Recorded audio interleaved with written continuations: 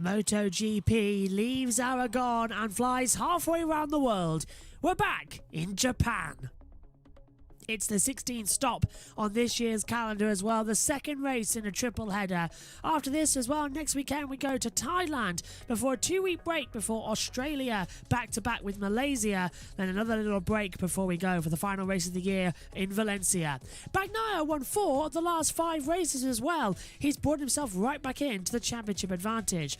Quartararo hasn't won since the German Grand Prix before the summer break.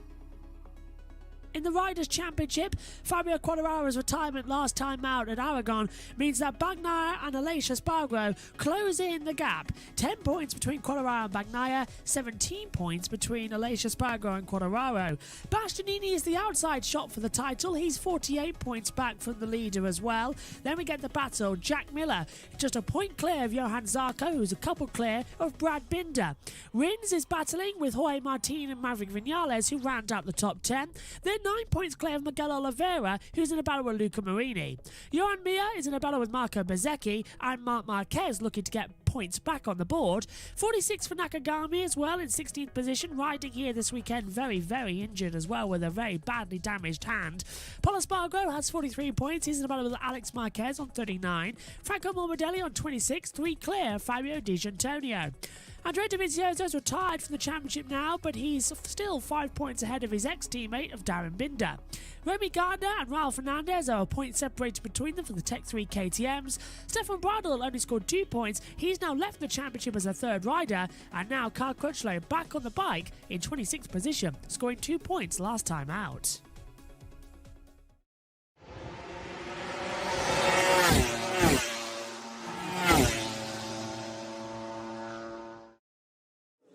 And MotoGP is about to go green for 1 hour and 15 minutes of practice.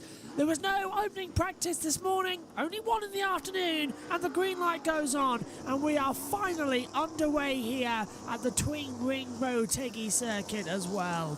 Aleix Espargaro third in the championship on 194 points. He's 17 points back from Fabio Quartararo. Bagnaia is 10 points back from him as well. After the gap was 30 when we left Aragon, it's closed up dramatically with Quartararo crashing out as well. There's Takaki Nakagami. Broken finger, but still racing as well, which is fantastic news as well after a horrific crash involving Marc Marquez trying to get out of the way.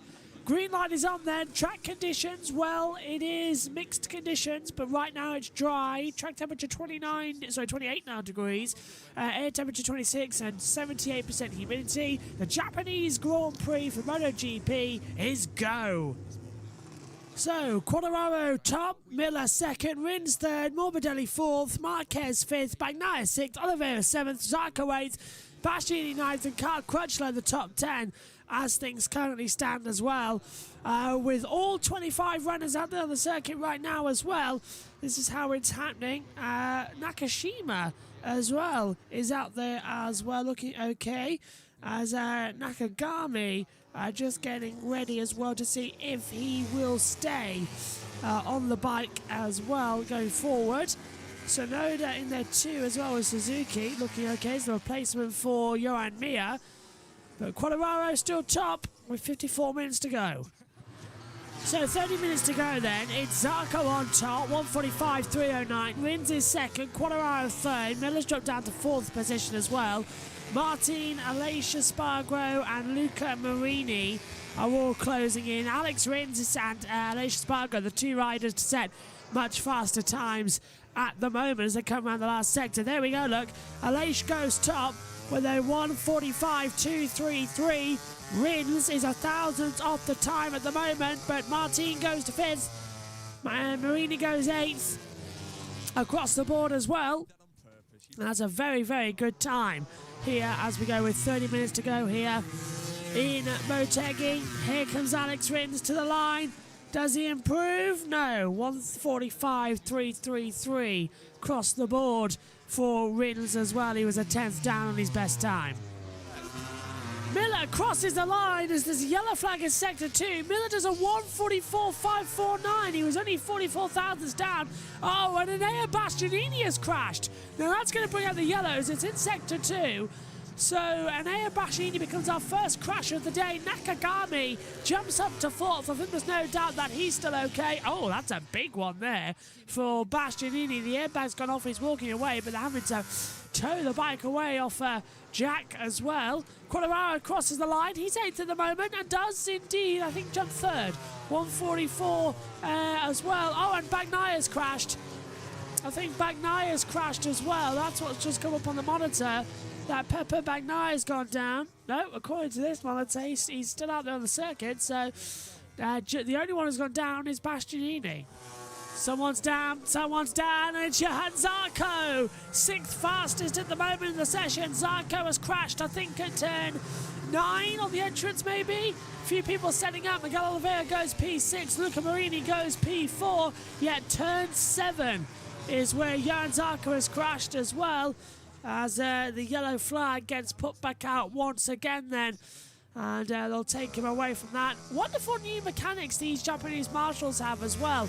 It's like a chair. I've got one here in the commentary box, obviously. It's like a chair, but with wheels on the front. You can put it under and jack the bike up in order to get it back underneath. It's a fantastic little system I've never seen before. Cross the line then.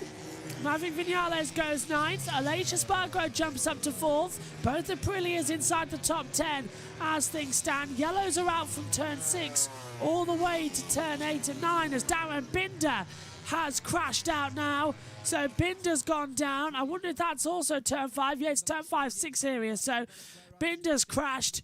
And he once again rinses out his lap time cancelled. This is Darren Binder just dropping it down the front, exactly the same as always. The checkered flag is out though. The session is over. And that is it. Time done.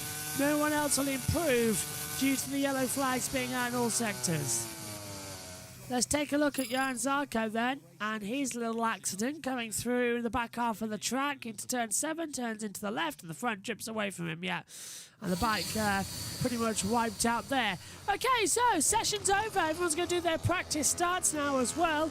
And this is how they line up at the end of practice 1. It's Jack Miller from Pepper Bagnaia, Fabio Quartararo, Aleix Espargaro, Luca Marini, Marc Marquez, Paul Espargaro, Brad Binder, Miguel Oliveira, Maverick Vinales, the top 10, Johan Zarco, Taki Nakagami, Alex Rins, Anea Bastianini, Jorge Martin, Franco Morbidelli, Carl Crutchlow, Darren Binder, Marco Mazzecchi, Alex Marquez, Ralph Fernandez, Nakashima, Gardner, D'Antonio, and Taiko Sonoda out there as well in the back half of the circuit. That's it then. The Japanese Grand Prix first practice session is over. Tomorrow morning, in the place of practice 3, practice 2 will be back with 45 minutes of action. And the green light is on, and we are underway then for the MotoGP Japanese Grand Prix free practice 2.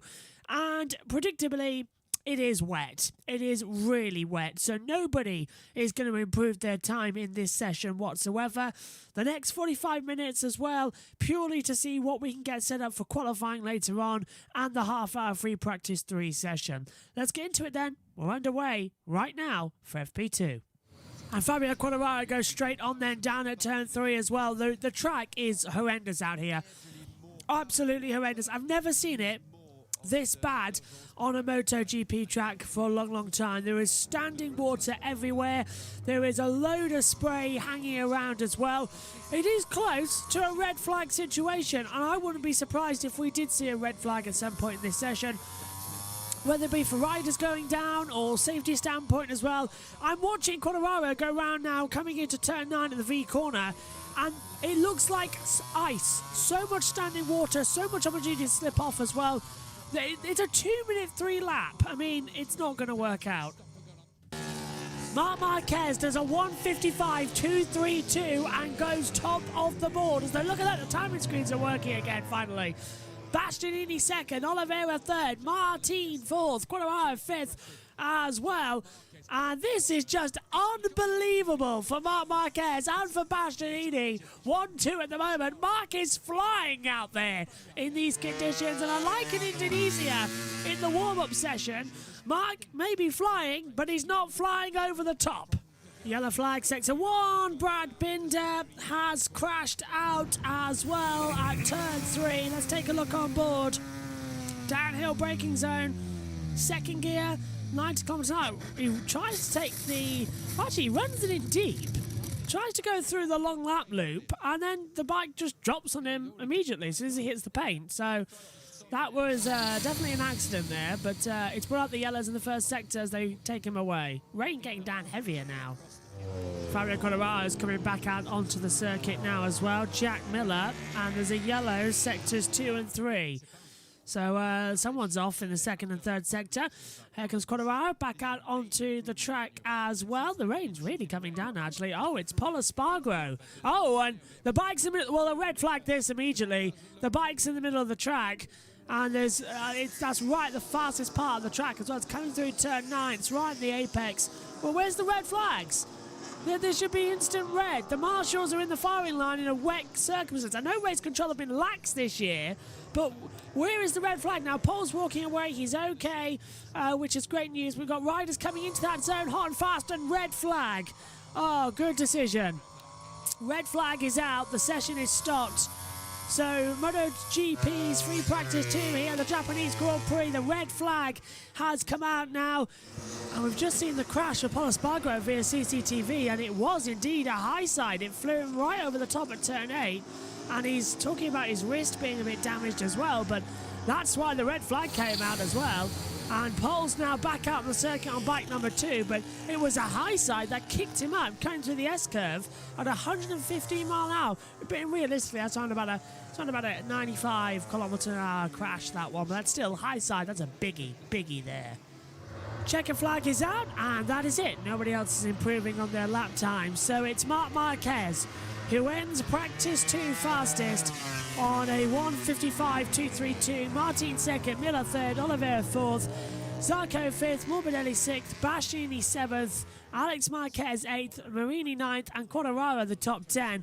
There's Aleix Espargaro, Fabio Di Giannantonio, Marco Bezzecchi, Carl Crutchlow, Pepe Bagnaia, Remy Gardner, Nakagami, Vinales, Fernandez, Pol Espargaro, Dan Binder, Nakagami, Rins, Brad Binder, yep, crashing early on, and Sonoda down in last position as well. But Marc Marquez back on top here at the Japanese Grand Prix. Now then, we've got a while to wait. The rain's getting heavier right now. Moto 3 qualifying up in an hour, then it's Moto 2 quali, then it's MotoGP practice 3 straight into qualifying. Let's see how much of that stays the same. I'll be surprised if this rain doesn't get heavier, which might force Sunday quali. Either way, about to find out. FP2 complete, and it's Marc Marquez who goes on top dollar.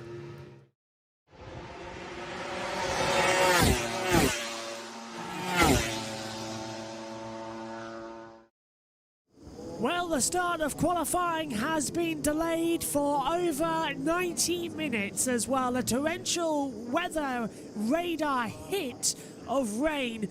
It delayed the Moto 2 session from ending for about an hour and 10 minutes. And it's cancelled MotoGP free practice 3. We should have got going at 4 o'clock local time. That was 8 minutes ago. The new schedule is that the qualifying 1 will open at 4:10. Qualifying 2 is at 4:35. That means that the session is scheduled to end at 4:50, which is cutting it close. It gets really dark here at Motegi at about 5 p.m. as well. So we are really on the cusp here of just having it on the OK. There is a chance that this qualifying could be cancelled and we go to tomorrow morning to do qualifying instead of warm-up. There's also the chance that because we've had 2 practice sessions, that sets the grid. The problem is, practice 2 this morning, as you all remember, was a wet session. So the times come from free practice 1. Not everybody was pushing in that 1 hour, 15-minute session. We're in a real pickle here at the Motor Grand Prix of Japan. Who knows what is going to happen in MotoGP here at Japan. No practice 3, straight in as the green light goes on and qualifying is underway here at Motegi. The rain is abating heavily. It's not just backing up, it is coming down by the bucketful. And as Murray Walker would put it, by the ocean full here at Japan in Motegi. Now, on the circuit they go. Now, the rain has got heavier since the end of the Moto2 session about 20 minutes ago. The question is it still safe enough for MotoGP bikes to head out there? More horsepower, 1,000 brake horsepower on these bikes with a lot of situation out there. Zarco, Nakagami, Rins, Bastianini, Martin, Morbidelli, Crutchlow, Binder. That's Darren Binder, that is. As well as Bezzecchi, Alex Marquez, Fernandez, Nakashima, Gardner, Di Giannantonio and Tsunoda as well is heading out there onto the circuit. We've got some green flags, okay. Marco Bezzecchi kicking up a little bit of spray as well as they come down the back half of the track into turn 5 and 6 underneath the bridge. So out of 7 as well into the 130R. I think we look okay, you know. I really do. There's a lot of standing water coming through the 130R and into turn 7 as well. At the second sector point as well. Second gear, 115 kilometers an hour. There's a big worry here, but so far everything looking just about okay. Let's see what lap times we can get. There's a lot of standing water. If any of the riders put their hands up, they want a red flag, and I wouldn't blame them. It looks a bit treacherous out there in the second sector as well. Morbidelli's the first one to meet these conditions, and he's risking it. Bezzecchi needs to get through out of queue number 1 if he wants to keep his championship hopes alive. He's the one that's really got to go up there. So is Nakagami actually as well. Not for the championship, just to see if they can get through. And there's a lot of standing water coming into turn 11, the 90-degree corner. Downhill as well, there's a lot of water. And running on wide there as well, that's Raul Fernandez and Remy Gardner. Bezzecchi coming in a bit too hot there as well. I can't see this session going on for much longer. I can honestly see a red flag happening at some point. There's 2 yellow flags, one at turn 11 and one at exit turn 9 into turn 10. So there is yellow flags out, and we don't know why. It is Darren Binder who has crashed out of the session as Martin takes further advantage at the top with a 155.915. Bezzecchi looking like he might just take the top honours here. 4th at the moment, crossing it. And Bezzecchi goes into 3rd position as well at the moment as the yellow flags get rescinded. Zarco jumps to the top then, 155.3 as well. He's quicker than Jorge Martin. Here comes an air bashing. He's still 10th at the moment, crossing the line. Does he improve? Yes, to 3rd, but he's just behind Jorge Martin's lap time by 0.2 of a second. Bastianini pushing hard, shaking his head. It looks like he's going to start 13th for tomorrow's Japanese Grand Prix. Someone's down in a big one there. Oh, it's Bastianini! Anea Bastianini, with 2 minutes to go, has crashed out of qualifying, and the bike has died, and that's it. He's done. You won't get it back, my friend. You won't. So let's take a look. I believe that he's down at turn 11, turns in, the front's going to buckle, yep, and drift out, away it goes. Oh, it's turn 5, so it's 75-kilometre-hour corner to the right, and he just dropped it, and straight on he goes. Look, look, look, that's it, waving the hand, it's gone, it's dead, bike's gone. Who has gone down in Sector 1 to bring out this yellow? Either way, checkered's out, and I think Zarco and Martin, the 2 Prima Pramacs, are the ones to go through. Oh, it's Raul Fernandez, who has crashed down at the first corner, I believe. So that is going to stop anybody from setting a faster lap time. Nobody was anyway in this session. Yeah, it's down at the first 3 complexes. So it's Johan Zarco and Jorge Martin. The 2 Prima Primacs will go forward to the next part of qualifying, starting 13th downwards as well. This is how they look. It's 13th for Marco Bezzecchi, 14th for Franco Morbidelli, 15th for Nea Bastianini, 16th Fabio Di Giannantonio, 17th Alex Marquez, 18th Alex Rins, 19th Takaki Nakagami, 20th Remy Gardner, 21st for Tsunoda, 22nd Fernandez, 23rd is Crutchlow, 24th is Binder, and 25th is Takaki Nakagami as well. Everybody else not improving on their lap times as they're all coming back into the pit lane as well.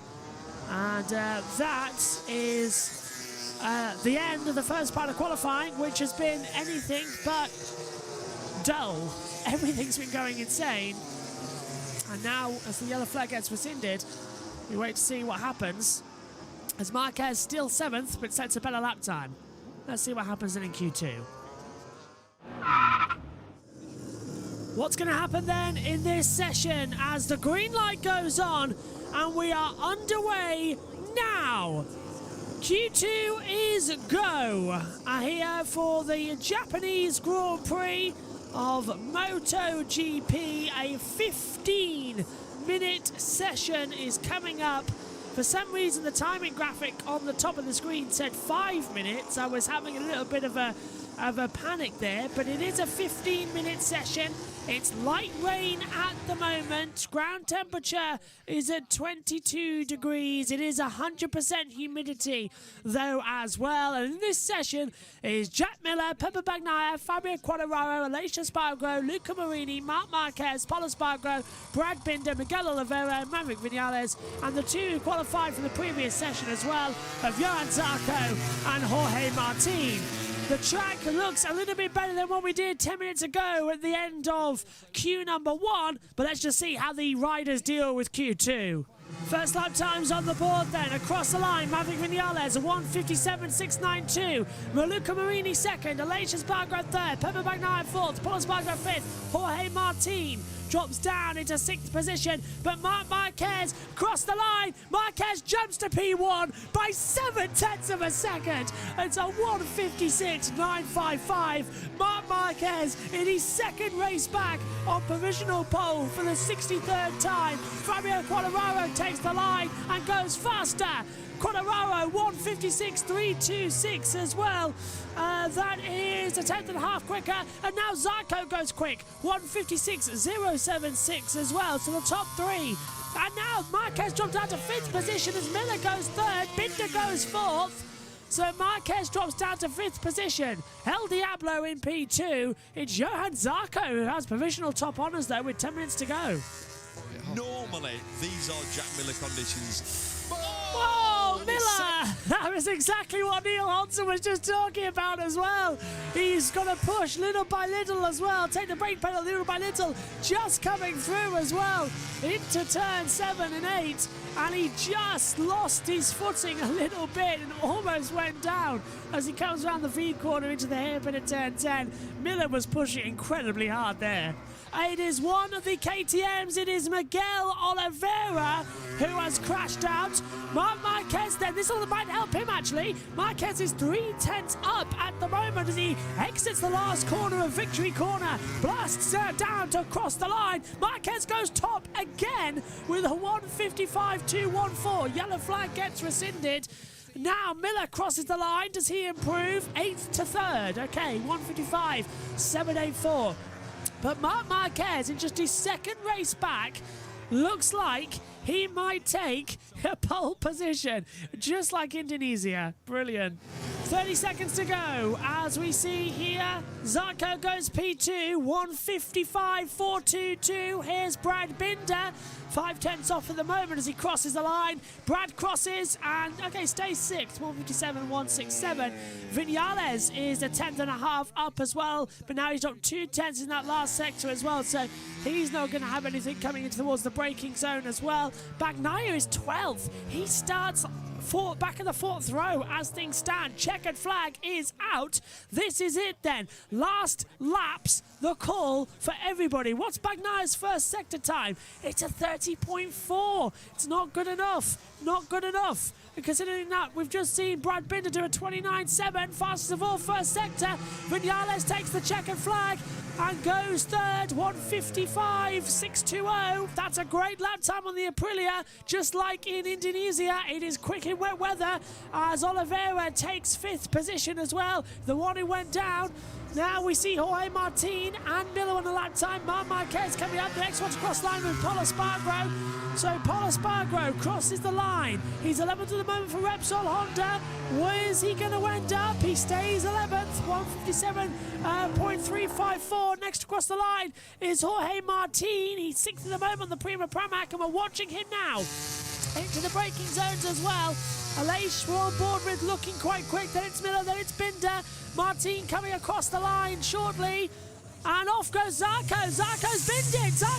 That's crucial. Zarco will not have a further time. Martin goes fourth, 1:55.686. But Binder, fastest first and second sector. He's a 10th down though in sector 3 at the moment. Here comes Aleix Espargaro on the Aprilia, crossing the line, goes fifth, 1:55.771. Miller goes into 6th position, a 1:55.863 as things stand. Binder's crawling across the line. I don't think he's going to improve. Marquez still top. Binder crosses the line, goes third, 1:55.537.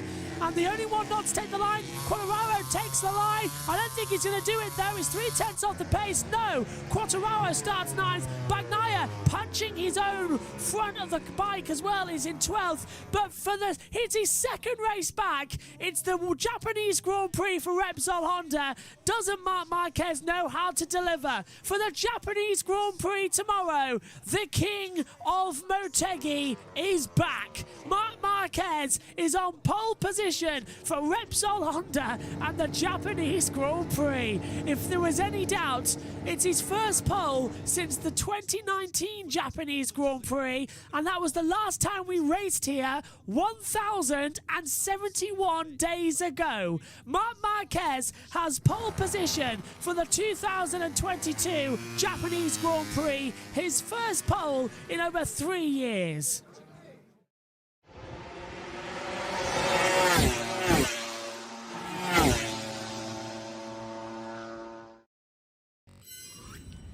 Good morning, everybody, and welcome to MotoGP. You join us live up here now in the commentary box as well. It is 6:47 a.m. UK time. This is going to be absolutely unbelievable. We're back with the flyaway races. It's the Japanese Grand Prix, and after yesterday's misery, it's delightful blue skies here and very hot conditions on the circuit. Let's hear then from Quartararo with Natalie. I'm sure you were a little bit disappointed with qualifying yesterday. How difficult do you expect this race to be, and what's Fabio got to punch his way through the grid? Yeah, as you know, for us it's very important to start from the front, and being here in third row, I don't want to say that is going to compromise the race, because you never know how the race can go, but for sure the starting point won't be easy. Usually it's good to get in a rhythm quite fast, and I think he has to try to push as much as he can at the beginning of the race and try to stay with the front. You know, there are also other behind us with the same aim, and it's very difficult to have an idea how the race can go in this moment, and we try to analyze or to have an idea, but it's there are too many things that might change. All the best today. Thank you. Thanks a lot as well to Natalie Quirk down there as well. And joining me now in the commentary box is a very sleepy Megan Burch as well. She's the most pampered co-commentator we've ever had, as she puts her headphones on to say good morning. Good morning, Megan. You make good hot chocolate. Thank you. Yes, I've literally made her a Galaxy hot chocolate. She brought us both some Pringles for this commentary. So Megan's got Pringles, I've got Pringles as well to snack on in the race. And you've got 2 Maryland cookies as well. But welcome to the early morning graveyard shift. If you think this one's bad, wait until Australia when it's 4 a.m. and we've got to do this. Good morning. Megan is not a morning person. I'm not. Unless it's 9 o'clock in the morning. I'm not. Like next weekend when we race in Thailand. Yeah, I'll be happier then. Yeah, but then you've got to leave around about 20 minutes before the end of the race to go do W Series. Yeah.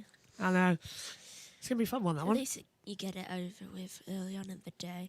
After this, I'm going back to bed until about 10 o'clock, and then I've got to do loads of psychology work and 4 paragraphs of law work, so I just can't care. I think everybody needs to hashtag let Megan sleep at the end of this one as well. Marc Marquez then starts on pole position as well. In the warm-up this morning, he actually did have a small crash as well. What a surprise. Yeah, what a surprise. Puts it on pole position, crashes out there as well.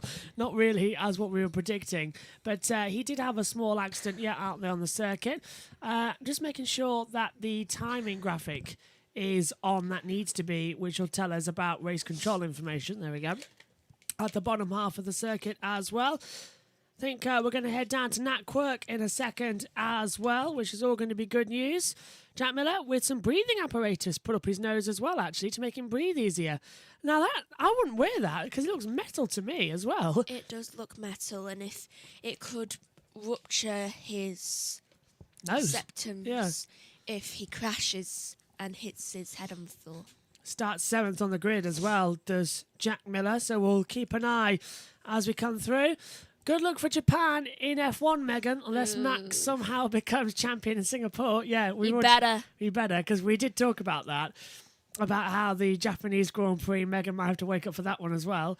But Megan usually misses Japan, and since we started covering MotoGP, this is the first Japanese MotoGP Grand Prix that you've ever done. I'm not sure I've ever seen the circuit. I'm not sure you ever have, actually, to be fair. I can't think of another time you would have seen Japan, because you usually miss these races.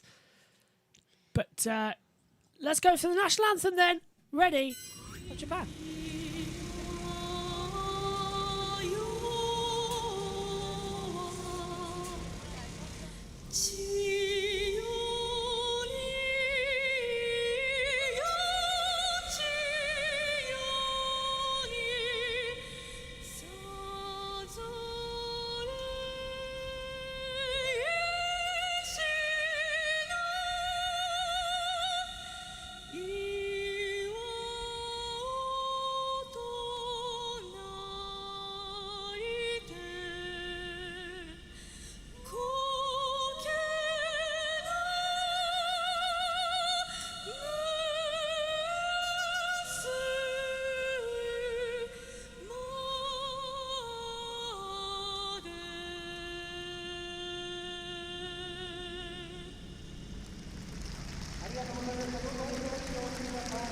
Wonderful atmosphere here in Japan. With the Japanese national anthem and the respectful crowd.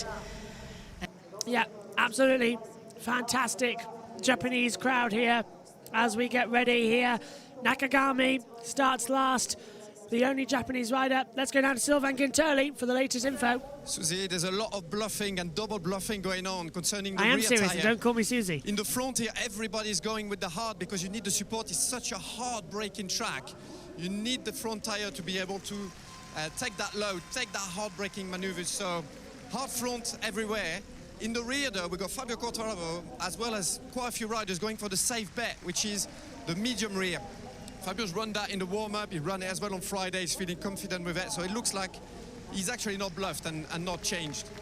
Behind him, just there, if you come with me now, we've got Pecco Bagnaia.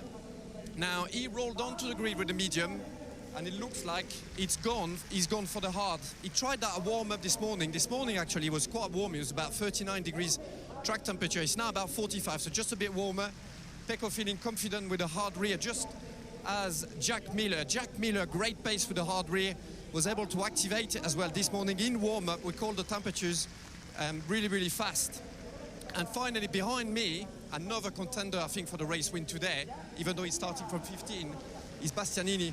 Bastianini ran the soft this morning at warm-up, soft rear, and was able to keep the pace. He was the one with the high pace later on in the warm-up. So watch out for Bastianini as well. We know he loves soft tyre. We know he's really gentle as well with the tyre wear. And he could pull a surprise today, even though he's starting from 15. Thank you very much, Sylvain Gintoli, as well. The situation here is that everybody's waiting for more action and nobody knows where it's going to come from. Let's talk about the championship, though. Quartararo failing to finish last time out. He's still on 211 points. Bagnaia's on 210 points. Sorry, 201 points. He's 10 points back. Yeah. Aleix Espargaro's on 194, 17 points back. Bastianini's the extreme outsider. He's 48 points back. Take a look at the grid. Yeah, there he is. Take a look at the grid. Bastianini had a really bad qualifying one due to the wet weather. He starts 15th. Then we see as well for Aleix Espargaro, he had the best qualifying of the championship runners. He starts 6th. Quartararo, the championship leader, starts 9th. And 12th in the grid for Pepe Bagnaia. It's just thrown it open once again to anybody can get good points here today. It really has, though, honestly. Are you all right? Honestly, it's an entirely normal chance that... Is the word normal? Yes. That they could get around the first corner up on the inside. See, Yeah. I don't know words today. Josh says you can see the anger that's annoyance in Megan's face for being woken up so early. Would you like to tell? It's more just tiredness. Would you like to tell the dear viewers what time you went to sleep 2. last night? What time did you get up? 6:15. Yeah. So your own fault again. I did say have an early night. Did you have an early night? No, you I didn't. was going to. Australia is going to be an absolute killer for Megan. I feel like it's a 4 a.m. race. It's a 4 a.m. race. Race 1 starts on Saturday evening here in the UK. Knowing me, I'd have 2 hours sleep by then. I did make the suggestion because it's the only thing on that day. We just stay up until 5 a.m. and then go to bed until 10. That way we get 5 hours sleep. I did make that suggestion. Megan now looks absolutely annoyed. Yeah, I'm sorry, you're inconvenienced for one night. I'm inconvenienced from Thursday night, Friday night, Saturday night. How do you manage it? I would bubble quit. with energy. I'm dressed like I'm Ted Lasso as well. I would have quit. I look like I'm Ted Lasso. Yeah. Are you quitting? No. Oh, all right. Though I would have quit if I were you. Ah, well. Because I love my sleep. Might miss the odd one. Anyway, Synthil says, hello Synthil, good morning Joe as well, hello everybody. Synthil says, I don't watch MotoGP usually, but it's been 2 weeks since F1. I've had to wake up early today, time to watch some racing. Absolutely, it's the best way to do it. Josh says, midnight to 5:30 a.m. now, a 2.5 hour drive. Blimey. Wait, F1, Austria F1 is at 4 a.m. on MotoGP. MotoGP in 2 weeks' time. It's the Australian Grand Prix for MotoGP, or 3 weeks' time, and that's at 4 a.m. Anyway, it's time for the Grand Prix of Japan for MotoGP. Marc Marquez, 1,075 days since he last started on pole position, also here at Japan in 2019. He's back on top. Can he deliver for Repsol Honda?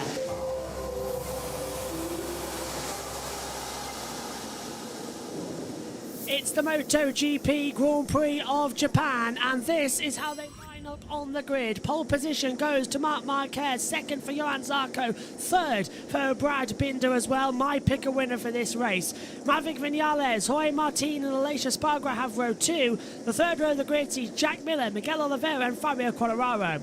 The fourth row sees Luca Marini, Paul Espargaro and Enea Bastianini and Pepe Bagnaia starting 12th, the furthest back he has in the last 6 races. Marco Bezzecchi has row 5 with Franco Morbidelli and Enea Bastianini. The 6th row sees Fabio Di Gianantonio, Alex Marquez and Alex Rins. Row 7 sees Takiki Nakashima as well, alongside Remy Gardner and Tatei Sonoda as well. Yeah, I know. Should get that round. Different spelling of the Japanese name. Then on the 8th row of the grid, we see Ralph Fernandez, Carl Crutchlow and Dan Binder. And row 9 sees Takiki Nakagami as well. The formation lap begins, and away we go around this 2.986 mile circuit as well at Twin Ring Motegi on the infield section of the old NASCAR Oval and IndyCar Oval mainly. How did Paul Espargaro manage to get a better qualifying, grid position than Bagnaia when he crashed out? No idea. I have no idea how Paul managed to do that. He had such a great session. Q1 yesterday, Mex, was literally just go out and see what could happen. Paul got into Q2 on the times Did from Bagnaia FP1. just not go out?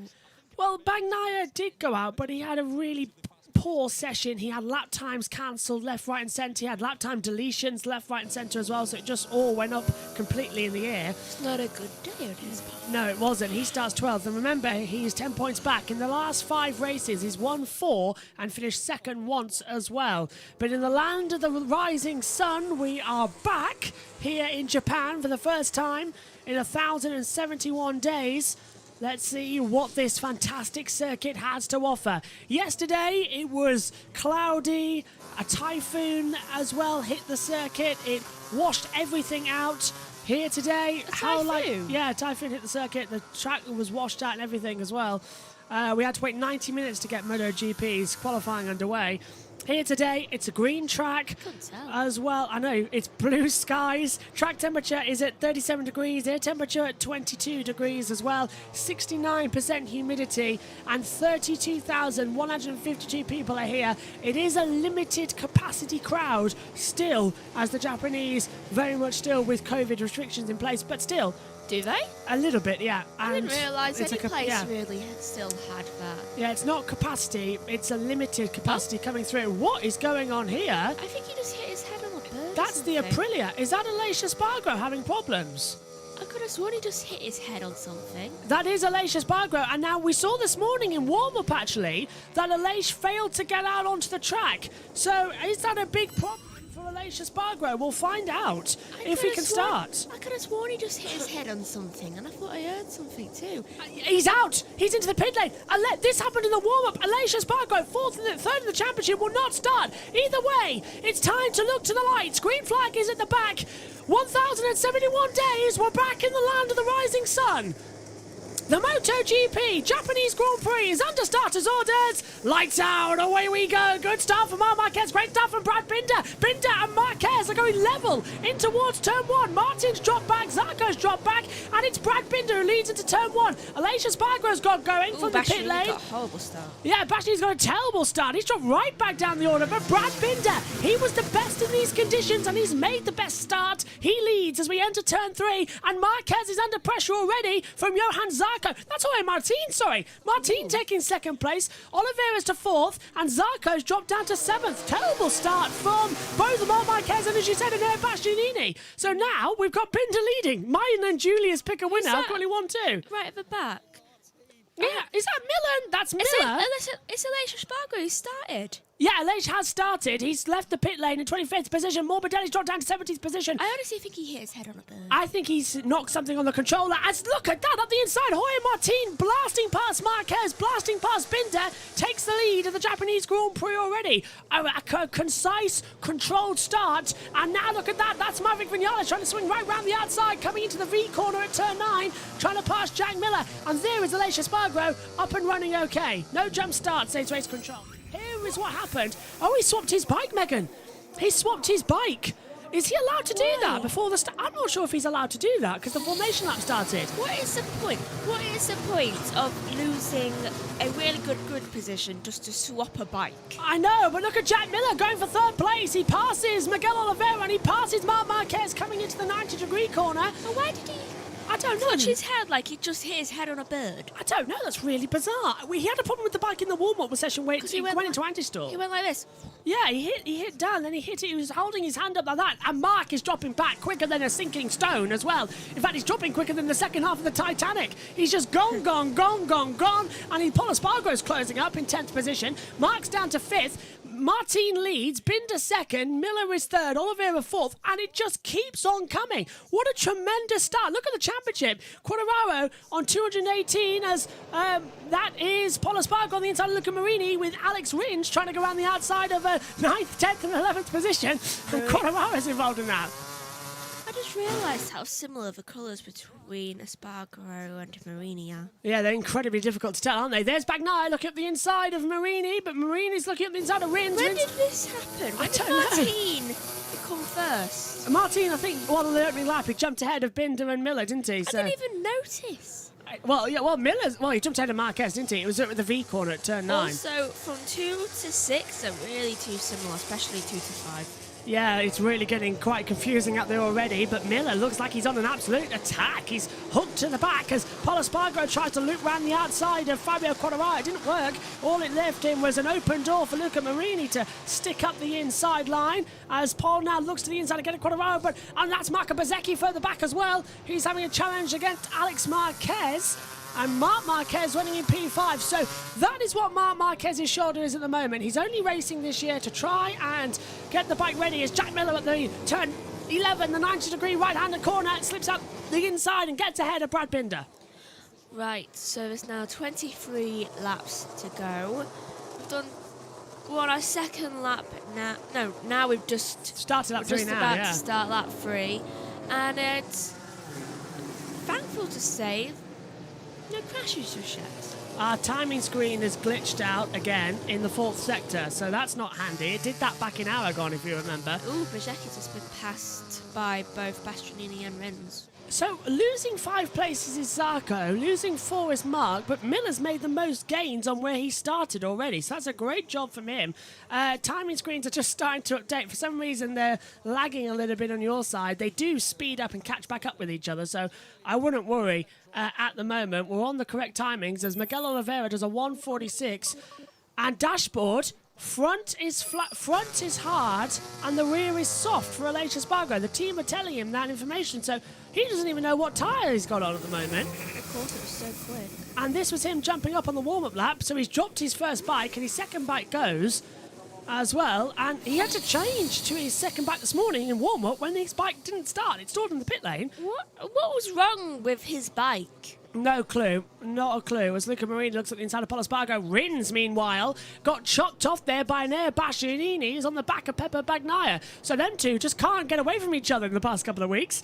Can they, Bagnaia and Bastianini? I think it's kind of bad luck for them to be next to each other, to be honest, these days. And Nakagami's made his way up to 22nd position as well. Sonoda's dropped down to 25th position as well as Miller takes the lead. Miller takes the lead on the inside line into the V corner. Martin goes right back at him. They go side by side as well. And it's going to be Martin round the outside line. It can't work out. Miller leads the Japanese Grand Prix. He takes the advantage. Miller, I think, is looking for a race win today, especially because he sees his chance. He's just like, I want to win this. This could be his last chance to win as well. I know he wants to go for his home win in Australia, but he's leaving the factory Ducati team as well at the end of the season is Jack. And he wants to attack now, and he's seeming to try and find something here in Japan to try and make it. He's going down to the Prima Pramax, I believe, as well. I think that might be a better fit for him. Actually. Yeah, he said he wanted to drop down to the second team early on in the year. I think we heard that as early as the French Grand Prix, wasn't it? As well, timing screens have now, I think, caught up just about. Yes, they have. So they are closing up. Zarco. Bastianini. Bastianini's going up to the main team alongside Bagnaia. Yeah. I know, recipe for disaster. I personally would have swapped Zarco. I would have swapped Zarco as well. Zarco's been on factory bikes before and is really, really good on them as well, so I would have put him on the factory Ducati. Well, Zarco started life out in the Tech 3 Yamaha team way back in about 2015-16, so he's got the factory pace as well. As I tell you what, though, the two Red Bull KTMs running third and fourth, Binder ahead of Oliveira, and they are just closing ever so slowly on the battle between Jack Miller and Jorge Martin. They're taking this as a double job. Yeah, they really are. This is really exciting now, actually. Moto 3 was really good. Moto 2 was frustrating more than anything else. But MotoGP is looking absolutely fantastic. Guess what Bagnaia has finally done? Passed. Yeah. And he's finally past Bastianini. Finally, so Bagnaia to 11th, Bastianini down to 12th position. This is the braking zone, and that's Bastianini repassing Bagnaia into the victory corner, but Bagnaia comes back on the inside line. There's a little bit of a touch between them as well. And just behind we have... Bezzecchi. Yeah, but we also have Marquez and Rins. Alexis. Yeah, anything you can do, I can do better. Look at Bastianini. He's going to pull to the inside line, down the start-finish straight as well, down towards turn number 1, and he can't do anything about it. So Bagnaia just stays ahead for 11th place. Bastianini still dropping further back as well. Hand over fist, better times as well. And what have you noticed in the time screen? Quartararo, certainly in pain. It's been passed by Rins. Oh, I mean, not Rins, Marini. Yeah, look, there he is on the inside at turn 3. I had his name in my head, so it was immediately like, go back to it. It's too early. It's too early to even start thinking about that as well. So Marini's up to 8th. Quartararo's down to 9th position as well as things stand. And now Quartararo's got to have a lot more work to do. Right now, let's have a replay of it. And this I think, is Quartararo making a mistake into turn 1. Does he run a bit too deep? Yes, he does. And brilliant cutback from Marini Megan on the inside. That's difficult to do at the first 2 corners. I just saw Quartararo's head. Just like, no, what? Yeah, he had to take a double look, and having to take a double look now is Brad Binder is up the inside. Miguel Oliveira slips through. The 2 KTMs switch positions. Between them, does it really matter who's first? Oliveira in the stand. Let me take a look at the standings. Oliveira has 95 points, and Brad Binder has, looking at it here, 128 points. So realistically, Binder should be ahead. Have you noticed that some people are just kind of giving up because it's no longer a Constructors' Championship too?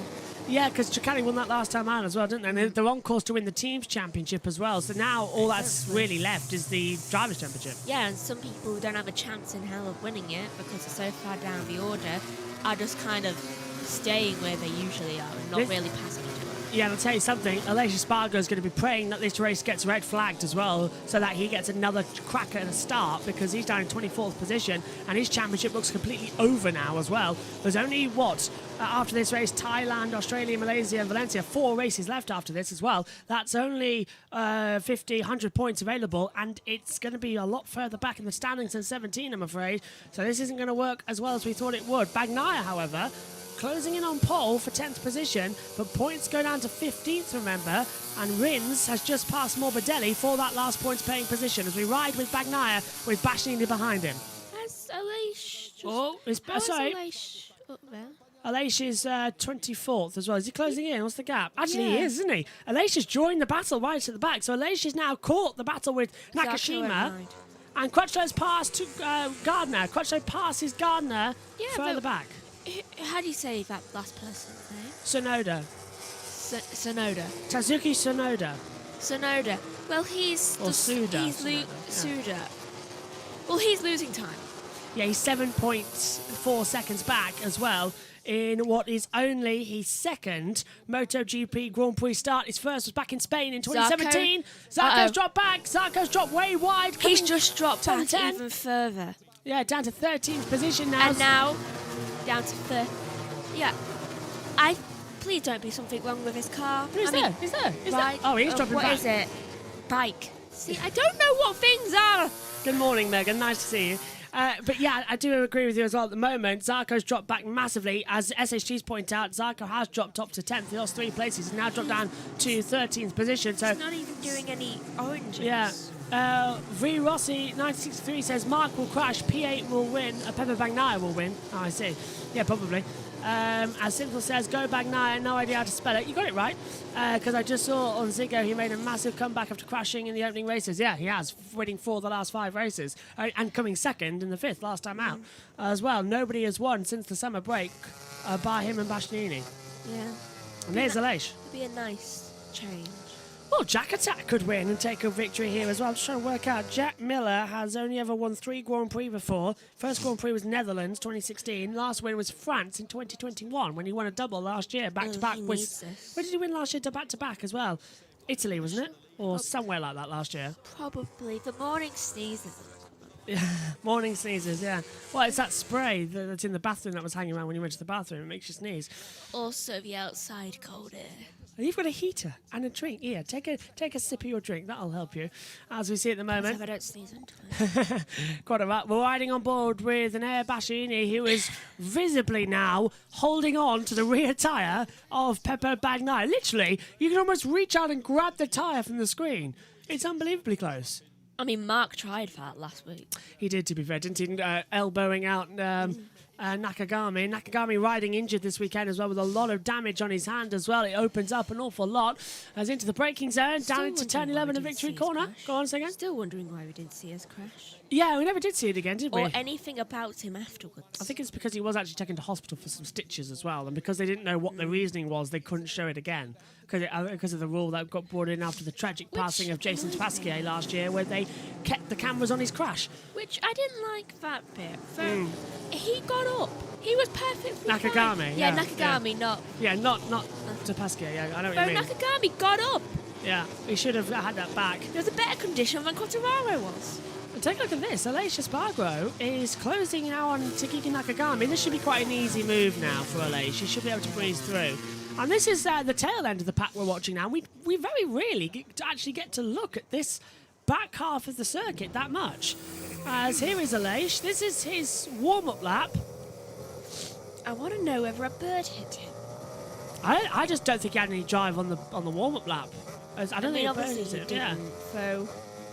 Oh, look, gearbox broke. Gearbox broke. He couldn't get it. He's got no first gear. He put his hand up and put his head down to spin? Yeah, he had no first gear. I honestly feared that he'd hit a bird in the head. Well, that's Iannoni's thing, really, isn't it? Exactly. Really? Yeah, nutting a seagull at Phillip Island. And we're going to Phillip Island soon where the seagulls are at turn 11 as well, the downhill section. So that's going to be fun, as always. And tragically, the seagull did pass away, obviously, because it got head-butted in the face at about 100 mile an hour. So, and then Lorenzo ran over it as well. So Yeah, that kind of helped. that did kind of help, yeah. I still remember the commentary as well, because I had Keith Ewan in my ears at the time. Keith Ewan goes, "He's nutted it! The Maniac's nutted it!" As well, because Ian Oney was known as the Maniac. Is that someone? No, that's. I thought someone was down there in the as well. I forget you can hear the TV pictures now, and it sounded like someone going through the gravel. Anyway, Quartararo now leads the title by just 12 points to Bagnaia. That's not much, just losing 2 points here today. That's It not as really bad. isn't. I mean, Espargaro's down by a race win. Yeah, so that and he was 17 points back coming into this race. So Quartararo is really now it's Quartararo and Under Bagnaia. pressure. Yeah, and thinking about it, with 100 points, 25, 50, 100 points left, Bastianini's still in the hunt, but he could be eliminated next time out in Thailand if he loses Could be. again. Yeah, so he's really on I'd the cusp. eliminate him now, to be honest. I'd eliminate him now, to be fair, as well. I thought he was a very much an outside shot anyway, and I said so last week on the Grid Network show. I thought he's an extreme outside shot as battle for sixth, Vinales, Marini and Quartararo closing in together. But look at this, Paul Espargaro and Bagnaia. And even Bastianini, yeah, they're working together to try and hunt down Quartararo. Quartararo, I would be feeling a little bit nervous right about now. They're not three people who I would usually pin together. Yeah, Nakashima's been given the track limits warning as well. And, How? You're going slow. well, he's 22nd place, and Aleix Espargaro's right behind him. Oh, Aleix passed No, Nakashima. he's ahead of him now. Sorry, yeah, he is. That's Nakagami's we're looking at as well. Yeah, It's Nakashima Suda or down to Sonoda or whatever. Yeah, Suda. However you say it. I think it's Suda, but I think It looks like Suda. it looks like Suda, but I was told it was Sonoda. I was like, really? Oh! I would just say Look at Suda. that from Bastianini slipping up the inside. Bagnaia making a mistake into turn 10 hairpin, and Bastianini jumping on it to get ahead. And that's Luca Marini trying to pass Maverick Vinales for 6th position down into turn 11 in the 90-degree corner. Not working off. I love that from Bastianini, though, to say, we may be working as a team to get Quartararo, so I'm still not passing up my chance. Yeah. You shall not pass is sort of the situation going on right now, isn't it? Miller does a 1:45.198, fast lap of the race so far. Oh, yeah, I forgot about the highlight. Yeah, he's leading. As look at this as well. Bastianini's closing in on pole. I thought he was going to take pole there. In fact, he still might. Pole's gone very, very wide in turn 1. And here Bastianini's closing right back up again. I'm just glad that Miller and Martina are at least a second apart. Yeah, just at the moment they're separated. And Oh? yeah, never mind. Loads of synchronised Yellow. overtaking. Oh, is that why? Who's gone down? Who's crashed out of the race? Well, No it's- one. Well, Nakagami's 23rd. And I think someone went right. it's Nakagami. Oh, turn 2. No, it's Nakashima. Oh, sorry. It's not Takiki Nakagami. It's Tasuka Nakashima who has crashed out at turn 2. We have way too similar names. Yeah, it's too early in the morning for that to change over. Sorry, so it's Nakashima who has crashed out, not Nakagami as well, because all that came up on the monitor was TN as well, and TN. And they both have Yeah. the initials TN. Yeah, Takiki Nakagami, Toshushi Shino, Given last Nakashima. week, it wouldn't be a surprise if Nakagami crashed out. Yes, yeah. I thought that. I was even saying about his hand as well. But that's Nakashima out of the race then. That's brought the yellow flags out at the first corner. This is only lap 10 of 24. Is it only? Yeah, and we've still got 15 laps to go. We've only been racing for 18 minutes. And already this has been crash, bang, wallop, and a lot of dramatics as we go downhill straight in towards turn 11, the 90-degree corner. As I do love the Japanese, such easy names as well. Victory corner, the last one here as well, before you exit the last corner and cross line for victory. And then you've got the first corner that's actually named is turn 6, the 130R, quite similar to Japan's at Suzuki's, the that's 130R. Yeah. Oh, that's a 180R, isn't it? Or was it 130? I can't remember. Then we've got the S curve, because it looks like an S. The V curve, because it looks like a V. I should have done that really easier than a V. Hairpin speaks for itself. And then the straight, which goes downhill, we shall call it the downhill straight. Then we've got a right-hander. It's 90 degrees. Let's call it the 90-degree corner. It just makes very sense. literal. Yeah, it makes sense. I love this track. It's so much fun as well. And it is a challenge for the riders to drive as well. As Nakagami... When did Closing in. Bezzecchi pass Bagnaia for him to just pass him back? 2 laps ago. I believe, if I'm remembering correctly, it was 2 laps ago. I don't even remember that. Yeah. Nakashima with Repsol Honda it is. Yeah. It's the HRC team, 3rd bike, yeah. I feel like in the mornings I have memory loss. Yeah. I think I do too. And I'm tired. Yeah, Nakashima is on the HRC team, which is the Repsol Honda team. It's their 3rd bike entry that can't run in a Repsol livery. So yeah, that is Nakashima's on the Repsol factory bike as a special wild card rider for the Japanese Grand Prix. Where is Marc Marquez anyway? He's still holding on to 5th position as well, but I don't think he's going to do a late race comeback. I don't think anybody had Jack Miller in their books for a race win today at all. No. I didn't see that coming at all. Marini going to go to the inside. Can he get late on the brakes? No, he can't. Can Bastianini get late on the brakes for Paul Espargaro? Yes, he can. And into the 90-degree corner at turn 11. Bastianini goes up to 9th. And Bastianini wants to... Rins has crashed. Down. Rins has crashed. And it's at sector 4. I wonder if that's at... I wonder if that is at turn number 11 as well. Now, we haven't had anything come up on the timing monitors, but he has crashed. Okay, Suda's about to pass him. Yeah, so Rins is down, but we've had nothing on the monitors. Oh, and that's Pole going wide and allowing Bagnaia through for 10th. So Bagnaia goes back up into 10th position. Now we've got the championship. Oh, Rins has repassed Suda. Has he got going again? Well, has he gone back up? What's So happened has to Suda Rins? crashed? Has either of them? Well, are they? Oh, let's take a look. Here we go. This is turn 10. Alex think he just Rins. loses it. Oh, hang on. This is... That's Bastianini passing Bagnaia, the We one don't you're want on to about. see this. Yeah, what happened? Rins is circulating, but in last place. So I think he's gone through the gravel.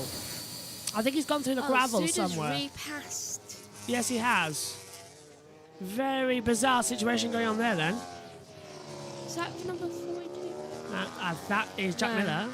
Oh, there it is. Oh, fire! jeez! I would jump off that bike. And that's on Sonoda's bike. That's Suda. Suda. Suda's bike has caught fire. You go off his fuel line. Fuel line's broken and the engine It's ripped exploded. in half. And that's on Alex. That's on Mia's bike. And well, they'll get the thing on it. They won't have to red flag What it. did he go through? Rins' crash to make that happen. I don't know. That's a bit bizarre. Rins is still... Is Rins still circulating? Or is No. He, Rins has stopped at Sector 1. I think he got going for a little bit, though I honestly think something happened. Have they made contact and it's broken the fuel line or something? I don't know. What the hell is Rins' bike doing? Well, Rins apparently is now up into 23rd. Suda's stopped with a technical issue. No kidding, it was on fire. Yeah. Luckily, they've put it out, so they haven't had to red flag the race, whereas we are at half distance now. 12 down, 12 to go. Rins is just... Rins there has must be a glitch. Yeah, because Rins has jumped back up now to 19th. And apparently now he's moving. What is happening with the timing screens? It's not just my eyes, is it? They are glitching like for everybody. They are glitching. Rins hasn't moved from Sector 1 in over a lap. And it just tried to tell me that, he's moving. He's moving. This is a problem.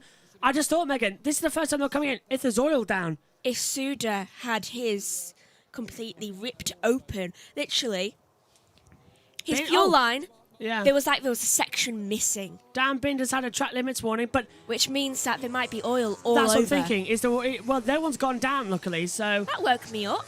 Yeah, I'm just thinking as well... I feel like a bike fire. It was a fire. I'm hoping it's burned off all the liquid. To catch fire. I didn't see a trail, but if anybody goes down at turn 5, we certainly know why. Are they coming up now? No, they've passed it already. This is turn 10, a hairpin again. How did they already pass it? Everyone looks okay, so let's hope. 2 of the 3 Japanese riders have DNF'd, says SHG. Absolutely. Nakagami, it's not looking good for you, mate. Yeah. Ira says oi as well. Yeah, I can see why. Oh, as well, I think, yeah. And Suzuki's Nightmare, Bezecchi passed pole. Yep.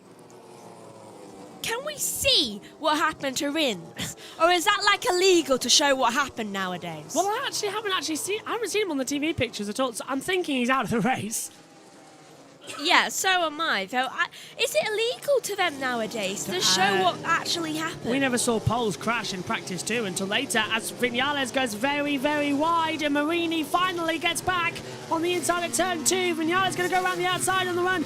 down towards turn number 3. Migliano's going to go low on the brakes. Marini goes low on the brakes too. They go side by side, and Marini keeps ahead and slips up the inside. Nicely done. Go on, Megs. What in the name of sanity? Rins' bike has suddenly started working again, but down in 23rd position. Is it moving by itself? Is it like in the Grand National when horses like throw off their riders and just start going by themselves? Because I've seen a bike ride by itself. I've done that as well, yeah, to be fair, yeah. I've seen that. So, everyone's okay. Miller leads by 3.8 seconds. 3.9 seconds now. Miller has checked out in this race. Okay, this is actually kind of freaking me out now. Well, that's both Suzuki's having a nightmare then. With Rins also out. If they have crashed into each other, that's teammates. Why is he still going? Don't know. Rins is down to 23rd position. We'll keep Are an you eye. out or not? Well, hang on. What's happened to Darren Binder? He's dropped down to 22nd position now. Has Binder crashed? He's crashed. Yeah, Binder's crashed. Yellow flag, sector 3. So Binder's crashed. Can we see out. this one? Volume, Megan. You keep going like that to me in the box. I went like that once because you were getting twice. Once. I'm just on about it to you now. Darren. Oh, yeah, he's okay. Oh, he's we get getting to back see up. him. Why don't we get to see Rins? Yeah, so Darren Binder continuing on there. This is the accident now. So, this is Rins, Megan. So Rins is still there, and Binder. So Rins is actually still running. Nothing's happened to him. So Binder's just crashed out. So Rins has got a transponder issue because Rins, unless he's a lap down, Binder rejoined, and that's Miller leading into turn 4. So Rins has passed. He's in 21st position. yeah, I thought so. Yeah, the timing screens have had an error. Wait a minute. I think his transponder's broken. Wait a minute. If Suda and Rins didn't collide, What happened to Suda's bike to what make the that fire? hell Yeah. happened to his fuel line? Yeah, that's what I'm wondering as It well. was ripped in half. Must have just exploded. It's the only logical Had to thing. have. Yeah. I mean, it did kind of look like an explosion, though surely that would have knocked him off the bike. I thought it would have as well. Any sort of knock, especially underneath you, you'd It fit, would yeah. it would have knocked him forwards and over the handlebars to the side. Sideline, yeah. Yeah. Well, okay. Well, Rins is still circulating, and from that, when we just saw Dan Binder just crash, weird. Binder was what, in 19th, and Rins in 22nd. So I think either Rins has rejoined a lap down, or his transponder's glitching. But according to our timing screens, the yellow flag's been brought in now, by the way. Finally. He's definitely got a transponder issue, because apparently Yeah. now he's below Binder. Yeah, for sure.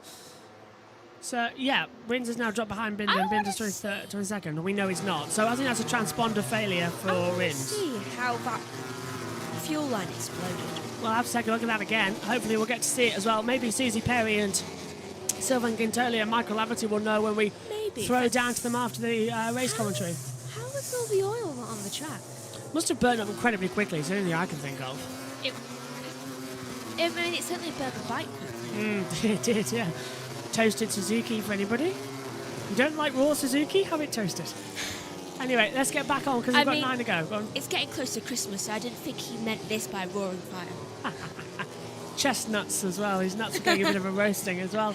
There's Lynn Jarvis, the Monster Energy Yamaha team principal as well, watching on as well. Quartararo finishing 8th. Morbidelli finishing down in 15th. So a double points finish for their riders finally. 9 laps to go. And that is Rins into the pit lane to retire from the race. So we still don't know what happened to Rins, whether he's had a stoppage and got going again. Maybe but he could ask Suda what happened. yeah, there's Rins. Do you reckon they did? Look at that. He's really angry with himself, Rins. I'm not sure anymore. Okay, well, at Did least he go down a second time? I don't know. Look, we know he's out now. So that is Rins. Did he collide? Yes, that's Rins, Suda, and Nakashima out of the race. Morbidelli wasn't even close to Fabio, we're being told. Yeah, Morbidelli's 15th. For once. Oh, Brad Binder has been given a track limits warning now. So Darren was too. Oh, Alex Rins retired. Okay, that's the beeping you can hear up in the comms box here. I don't think I've ever heard that before. Oh, the little beep, beep, beep, beep. No. Yeah. Well, not often we do, but I've fiddled with the settings this morning because in Moto 2 I could still hear Gavin and that lot in my ears. It was really annoying me. So I fiddled with the levers this morning. Brad Binder, there's the confirmation for track limits warning as well from race direction. Marc Marquez is closing in on Miguel What? Oliveira. The gap is 3/10 of a second. Darren in the Binder pits? is in the pit lane and he's out of the race, I believe. Yeah. So that's Darren out on the With You Yamaha. What is happening? Cal Crutchlow's 16th. He's only a position away from points here, and if he outpaces Morbidelli again on what is effectively the same bike, it's unbelievable. Nakagami. The only one on the race now. Yeah, Nakagami has been given a track limits warning as well in this one. As here's Fabio Quartararo now. He's in 8th position, 3/10 away from Maverick Vinales, an ex-teammate, of course, closing in together. And to see if he can have some pace, Jack Miller is 4.5 seconds ahead of Jorge Martin. Just basically give Jack Miller the trophy now. And that is Dan Binder officially retired. So down to 21 now in this race. Kind of good that Miller's 4 seconds ahead of Martin, because I don't like when they're together. Yeah, they always cause some drama as well. It used to be the JMs together, didn't it, last season as well? Miller. They are one of the JMs too. I know, yeah, Miller, Martin and Mia as well. But Mia's been ruled out of this weekend due to an injury that he sustained back in Austria. He raced, it was too painful, so that's why he's not here. He should be back for Thailand next weekend. He'd be up there if he was there. Yeah, it does look unlikely, though, he'll be back for Thailand. Or he would have been out. Yeah, fingers crossed he's going to be good. Double DNF, says SHT as well. Yep, double DNF has been posted. I'm still trying to figure out that damn fuel line. I'm hoping as well that the BT Sport guys know about it. Did you feel it start to go on the grass? Must have. Oh, Zarco track limits warning. Timing screen's caught back up, by the way, so we've got that back. When we saw him, I think he was on the grass. Yeah, so Zarco's been... Yeah, he was. He was on the back straightaway, wasn't he? Down towards turn 5, so just coming out 4 into 5. First gear, right hand up. Did he put his foot against it and think, oh, that's getting a bit hot? He must have felt it. You know, when you put a hand over some birthday candles, you can feel the heat radiating. As we see, 4.7 now. Martin is closing on Miller, but by about 0.2 per lap. We've got 7 to go. The chances of Martin winning are now looking slimmer and slimmer, but never, ever impossible. As we come back down, Quartararo closing in on Vinales. The gap 0.2 of a second now as well. There's Haida as well, the Yamaha engineers as well, and one of the key bosses out there. Just hopping together. I can imagine he's crossing his fingers. Crossing his fingers, crossing his toes as well. But in the land of the rising sun, it's going to be Jack Attack Miller, who's going to take something here for his first win of the year.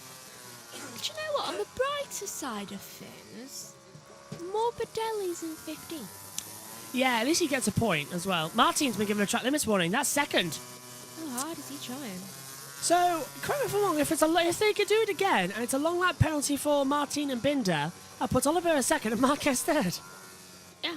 Marquez could still get a podium. Wait. Marquez is 5th. Yeah, if he got it, so... Oliveira and Binder between them. Yeah, but Binder's got a track limits warning too, so has Martin. Yeah. If they both get a long lap. Yeah, but something tells me Binder's going to be trying to be good. So you never know with Binder. I mean, both Binders are kind of... what's the word when someone's... Binning it? Sometimes... Binder was... Bagnaia track limits warning. Oh dear. So now Bagnaia is even worrying about it. Well, this is just getting more and more entertaining, this race.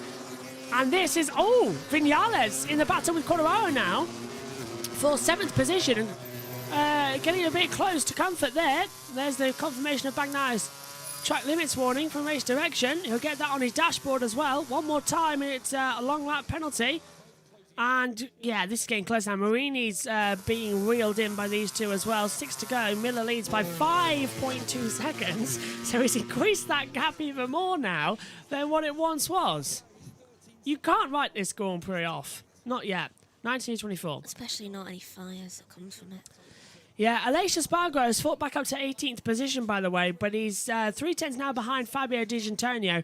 Aleix might not get points here, but this battle is brewing as well for 7th place, because Quartararo is with Bastianini, Bagnaia, Bezzecchi, also involved in that, and Vinales just ahead, and this is Aleix Espargaro closing in on Fabio Di Gianantonio, as I was just talking about, in the battle for 17th position in this race. And they're not closing in. Say again, Max? It's always an Aprilia. Yeah, it's always the Aprilia. It's always the same ones coming through. 6 to go. And Martin is now 5 seconds back exactly. So Jack Miller has done something I've never seen him do before and dominate a Grand Prix. This is a brilliant performance from Jack. That's unusual. That's how it sticks. That means Ducati have won the last 6 races running as well. 5 for the factory and 1 for the Grenesci team, but on a factory bike as well. Just a different team name. So that is some domination from Ducati this season. No wonder they clinched the Constructors' Championship last time out. They'll clinch the Teams' Championship here today as well as Alicia Spargo at turn 11 trying to get ahead again. They have enough drivers. Yeah, shame they can't win the drivers though as well because they're struggling. As I thought someone was going down there in my ears, but it's not what we thought it was. Into turn number 1 once again. And look at that, Binder is quicker than Martin, and Binder's caught Jorge Martin. The gap now is 0.8 of a second. There it is, on the board with 5 to go, lap 20.24. So you never know what you're going to get from a Binder. Yeah, Binder's closing in on Martin and might take second position. That's going to be on a T-shirt. You never know what you're going to get from a Binder. The way you said it as well was quite classical there, Megan. As well. So somebody will get it on a T-shirt. Me in the morning on Comedy Central. Yes. Let's have a look at what SHT says on the YouTube chat. Nakagami can just stroll along watching the views at his home track with him being at the back. Absolutely. SHT says if Jack wins here, how many wins will he have had in his MotoGP career? Well, Miller has had 3 wins beforehand, and this will be his 4th win and his first of the season, making him a 6th different winner in 2022, alongside Bagnaia, Aleix Espargaro, Oliveira, Bastianini, and of course, championship leader Fabio Quartararo. Humidity now at 70%, by the way. I wish that in F1 we had 6 different winners. Say again, you have to say that last bit louder. I wish in F1 we had 6 different winners. 6 different winners, yeah. How many have we had this year? 2 or 3. Verstappen, Leclerc, Perez, and Sainz. 4. 4 different winners. Yeah. So, yeah. I wish that variety. I wish that too, as well. British touring cars have had loads of different winners. Look at this. This battle hotting up, and Bastianini's gone a bit too wide, coming into victory corner, and a brilliant move from Peppo Bagnaia to go right round the outside to take 9th position. That was a breathtaking move, Meg, and that was chef's kiss from Bagnaia to get ahead of Bastianini. It's always these two stuck together for the last 3 races. It is. So San Marino, Aragon, Japan. Bagnaia needs to get up to Quartararo. Yeah, I think he can. Oh, and Quartararo is sliding the rear. He's stuck behind Vinales. So Bagnaia's got 4 laps to get ahead of Quartararo and eat into the championship lead. Let's crash him out. Yeah, the top 2 in the championship are now 1-2, and 1 mistake from Quartararo gives the title lead to Bagnaia. So this is going to be a little bit of a squeaky bum time. And to really hold it together. But the Ducati has dominated so much, and it's good for my heart and your hearts as well, for a race not to be decided by 0.043 or whatever it was. I'm sick of that happening. Because Miller is going to dominate by over 5 seconds. 1 air. Yeah. Wheelie for Jack Miller as well. Whee! Is the rear tyre going to come off the ground as well? No. But look at that. That's a turn 14 as well. That's that coming out of victory corner. How is he keeping that? He's practicing for the wheelie across the line, isn't he? It's like, I'm just celebrating, don't worry about me. Absolutely unbelievable at the moment as well, as they come through. This is Brad Binder now in the battle for second position with Jorge Martin closing in. Other way around, Binder closing in with Jorge Martin. And this is the battle for the championship. Vinales is sort of the cork in the bottle here. He's holding Quartararo back, and Bagnaia second, and Bastianini, which usually gets lost. Yeah. Especially if it suddenly just explodes, which we've had happen before. Several times. It went behind the TV. Yeah, and look, it didn't punch the TV actually as well. We tried that. Oh! It hit the seat. That's Marc Marquez battling with Miguel Oliveira, so Marc wants to take 4th position as well. I've been very surprised. Yes, Marc lost out on the start. I think he had a very bad getaway and then got bogged down with everybody around him. But Marc has proved to me one thing here. He has got the race pace and his shoulder can handle constant pressure because he's holding on to Oliveira. If Marc had a better start like he did in Aragon... It can certainly handle a good shove. Yeah, he's going to win. This Marc will win at some point this year as Martin goes defensive at turn 5 against Brad Binder. And yes, I did get it. You can certainly do with a shove. So the South African of Brad Binder closing down the Spaniard of Jorge Martin with 3 laps to go. Come on, what can you do? What can you find as Marc Marquez battles for 4th place against Miguel Oliveira? And Marc has got his red eyes on, hasn't he? He's got the hunting glasses on. He's getting way too close. At the inside, at turn 9. Don't knock him off. He's got him. Marc has taken him at the V corner. And Marc Marquez goes up into 4th position. I swear that rear wing is like... If they didn't have helmets on, it would be poking his eye out. Yeah, and look at that smile from the Honda garage as well as Marc Marquez, his brother Alex Marquez gets a track limits warning. Pollersbacher also got a track limits warning just before that as well. But Marc Marquez back up to 4th position.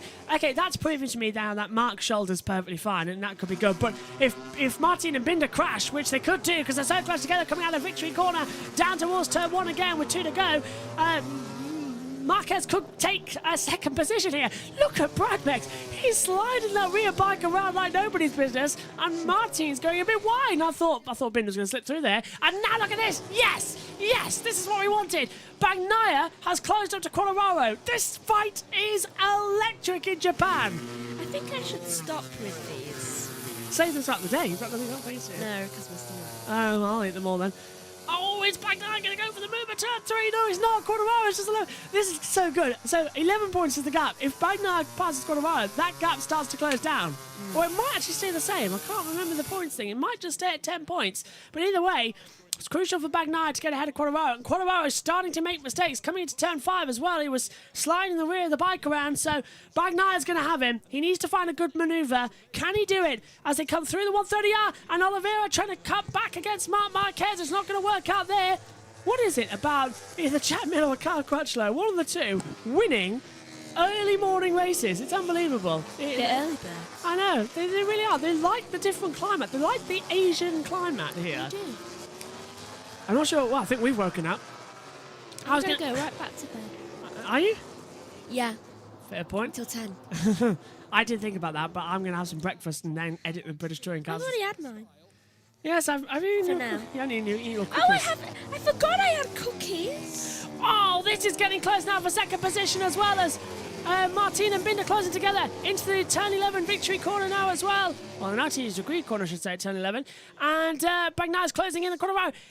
Last lap is the call for Jack Miller. He leads by 5.4 seconds in an incredible battle for 3rd and 2nd position going on now here as well. As is that Luca Marini joining the battle for with Marc Marquez as well. And look at Bagnaia. He's all over the back of Quartararo towards turn number 1. Can he find the way through on the inside line? Quartararo goes very, very wide. Bagnaia trying to take the very, very tight inside line, and he's not working out that time. And now Binder closing in again on Jorge Martin. It's all over the place at the moment as well. As the car is down! Bagnaia's crashed! Bagnaia's crashed! I don't believe it! It's happened again! It's happened again! Bagnaia's crashed! And the championship lead is gone! It's gone! He only loses 2 points! But Bagnaia crashes again! Maybe a bit more. 18 points! Oh no! It's happened! He went for the move, the front dipped away, and he was so lucky not to take Quartararo away from him. But once again, right when it matters, once again, Bagnaia crashes. I can't believe it. We had hope, winning 5 races in a row. Last lap too. Oh, you idiot. You absolute idiot. Your only hope is that Quartararo crashes out next race. That's it. The championship's done. Quartararo will be the champion. He can win it as soon as Australia. Thailand next weekend is going to be insane. Crashes out. Thailand's going to be insane, but Bagnaia crashing again as Luca Marini comes to the inside of Miguel Oliveira for 5th position down into turn 11. Oliveira's on the outside line, but Marini goes for 5th and takes it. But Jack Attack Miller does the stand-up wheelie. He dominates the Japanese Grand Prix. Jack Miller wins here at Motegi. Brad Binder is 2nd. Jorge Martin finishes 3rd. Marc Marquez brilliantly finishes 4th. Oliveira is 5th. Marini 6th. Vinales 7th. Quartararo 8th. Bastianini 9th, Bezzecchi 10th, Zarco 11th, Pol Espargaro is 12th, 13th for Alex Marquez, 14th Morbidelli, 15th for Crutchlow, gets points back-to-back on his return. Aleix Espargaro just outside the points as well. Di Gianantonio is in 17th, Fernandez 18th, Gardner 19th, Nakagami 20th, Binder, Rins, Suda and Nakashima all retired He really was from the practicing. race. Yeah, he really was, wasn't he, practicing for that wheelie at the last corner. Doesn't he have that apparatus on his nose? Maybe that's lucky for him. He can breathe more clearly, it seems, in Japan, so yeah. Keep that on, Oxygen's Jack. actually getting to his head. Yeah, which is unusual for Jack Miller. Yeah. Jack Miller wins for the 4th time in his career. It's his first win of the year. And Eo Bastianini finishes as well in 9th. But it's Pepe Bagnaia retiring and hemorrhages the points gap he got back last time out. How did Miller just do that? He just turned the bike without using the handles. Good lean, I suppose. For instance, Obviously, the oxygen thing's making him a better rider. Fabio Quartararo, 219 points. Bagnaia, 201. 18 points separate them going into the last 4 races. It's not over, but it ain't looking pretty. And Aleix Espargaro is now 25 points back. He's had a bad day today. And Bastianini's 49 points back, so he's still in the mix. But Quartararo crashed last time out. He's regained some of the lead now, again. I think Bastianini may be getting good things too. I'd say thank you to everybody who's been watching. For over 10,000 viewers on an early morning stream, you really are die-hard MotoGP fans for over 10,000 viewers. For me being tired. Yeah, over 10,000 viewers. Thank you, everybody. That means an awful, awful lot. And it makes me and Megan feel a lot better for getting up so early in the morning to do the commentary for you all, that you've enjoyed it so much. Little fact, Galaxy Hot Chocolate, when you leave it for a while, it literally looks like chocolate on the bottom, like a bar of chocolate. Yeah. There's Pepe Bagnaia walking, Megan, and he doesn't look happy, does he? No, he does not. So I think he's going to punch for gravel. let's take a look at it once again then on the inside line. So there's Quartararo just ahead. Here's Bagnaia. Bagnaia goes to the inside line, turns in, and the front's just going to buckle on him. He was so lucky not to take Quartararo out. I kind of wish he did. I wish he did, to be fair, as well. It would have made for a much more entertaining crash. Synthel says, oh my god, as well to that crash. SHT says, oh my god, Bagnaia again. But SHT also says, how many DNS Bagnaia had now this season? I think that's his 6th crash. Probably. It seems about right to say 6th crash. And Synthel says, wow, MotoGP is clearly the most popular on YouTube. It really is. It surprises me. That surpassed the 9.5 thousand people that watched qualifying for the Indy 500 when Peacock had it only live. So over 10,147 as it stands viewers. That is insane for an early morning stream. Thank you to everybody. MotoGP. They do. I hope you all join us for the touring cars later as well. If you like short races, we've got 3 20-minute races at Silverstone where it's literally just a crash fest. Bumping into everybody, constant drama. Join us for that later on today. First race is coming up at 12 p.m. British summertime as well. So in around about 4 hours' time, you can join us for that as well.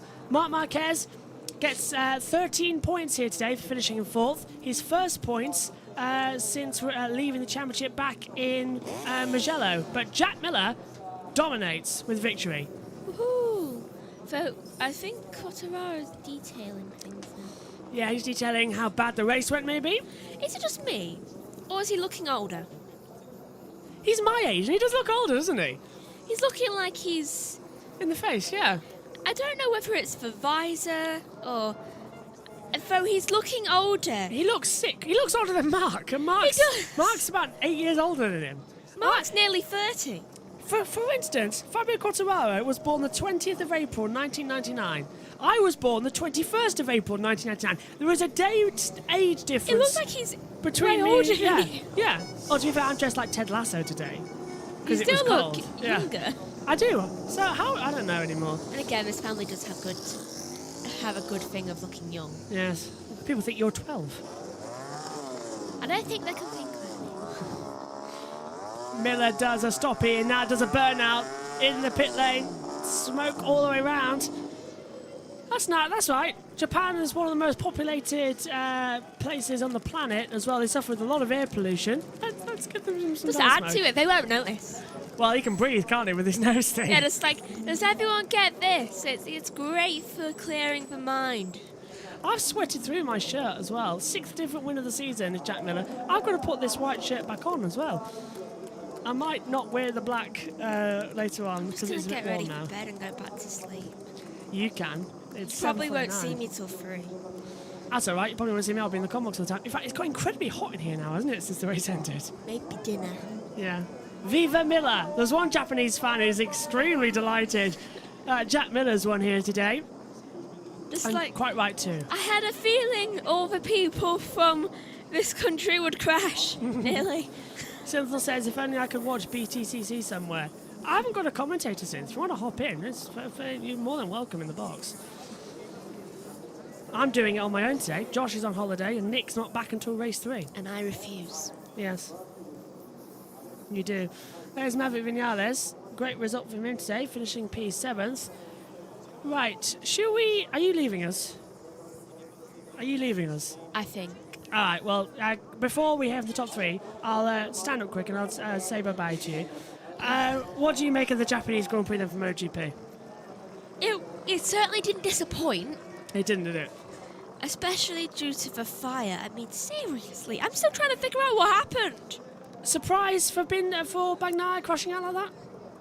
Honestly, no. It's No, I last wasn't. lap. Yeah.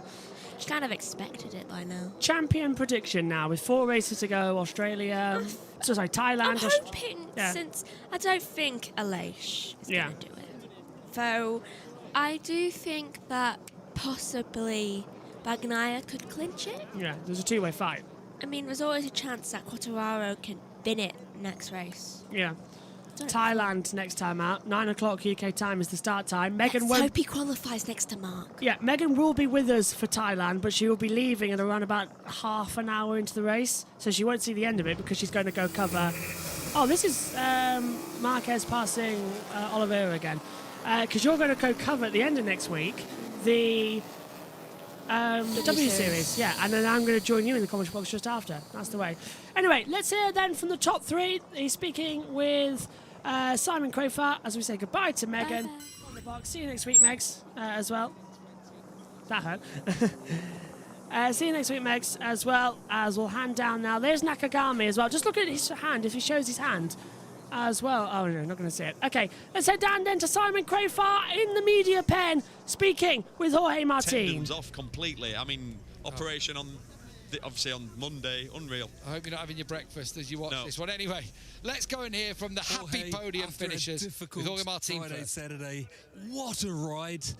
The only man on the podium with a medium rear. How was it? Well, it's been a while since the last podium, so super happy and proud for my team, my family, and all the people around me. It's an unbelievable feeling to be here. For sure, was really uncertain about the rear tire.